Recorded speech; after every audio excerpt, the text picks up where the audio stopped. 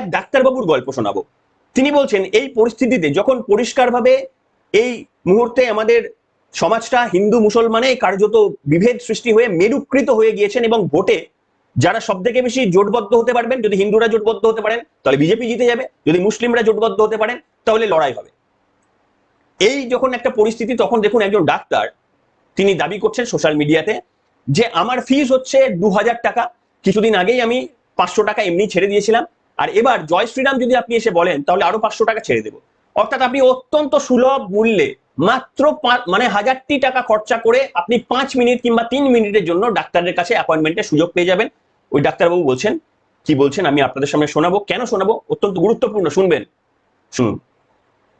जो QR code दिखाएगा, जय श्री राम QR कोड इसका नाम है, एक भगवान का नाम है, और एक पोस्टर है जो दिखाएगा उसको 500 रुपया फीस में डिस्काउंट मिलेगा।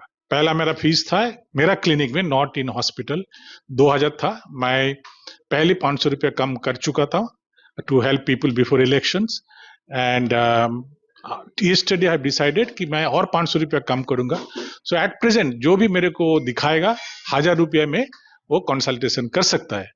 इसमें क्या होगा, जो नीडी पेशेंट है उसको फायदा मिलेगा, और दुनिया को और पूरा भारतवर्ष में डॉक्टर को एक मैसेज देना चाहता हूं कि इस हिसाब से आप अपना सोसाइटी को अप्रोच करोगे तो डॉक्टर के ऊपर जो गुस्सा है, ज्यादा फीस का गुस्सा है, वो थोड़ा कम होगा, और इनडायरेक्टली बहुत नीडी पेशेंट को मदद मिलेगा। अगेन, जय Shri Ram is a political slogan, not a religious slogan.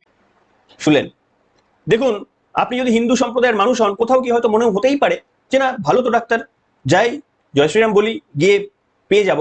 কিন্তু এই সমস্ত এরা আদৌ ডাক্তারবাবু কিনা, আমার তাকে সম্মান রেখে বলছি, আমার প্রশ্ন করতে ইচ্ছা করে কিভাবে একটা সুযোগকে সদ্ব্যবহার করা যায় নিজের বিজনেসটাকে। ইয়েস, বিজনেস কথাটা বললাম, আজকে ডাক্তারি প্রফেশন পুরোটা সবাইকে বলার আমার অধিকার নেই, আমি বলছিও না, কিন্তু এটাও ঠিক কিছু কিছু জায়গায় প্রাইভেট প্র্যাকটিসের নামে বিজনেস চলে।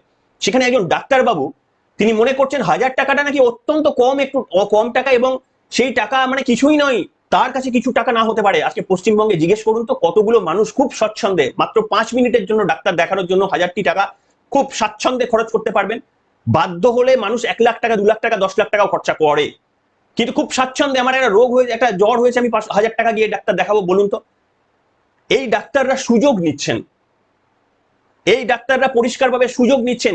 মাথায় রাখতে হবে যে জয় শ্রীরাম বলা মানে কিন্তু আমাদের ধর্মকে মানে সেটাকে নিয়ে তারা বন্দনা করছেন এরকম ব্যাপার নয়, এরা সুযোগের সদ্ব্যবহার করছেন, আর এদেরকে কিন্তু বহিষ্কার করতে হবে।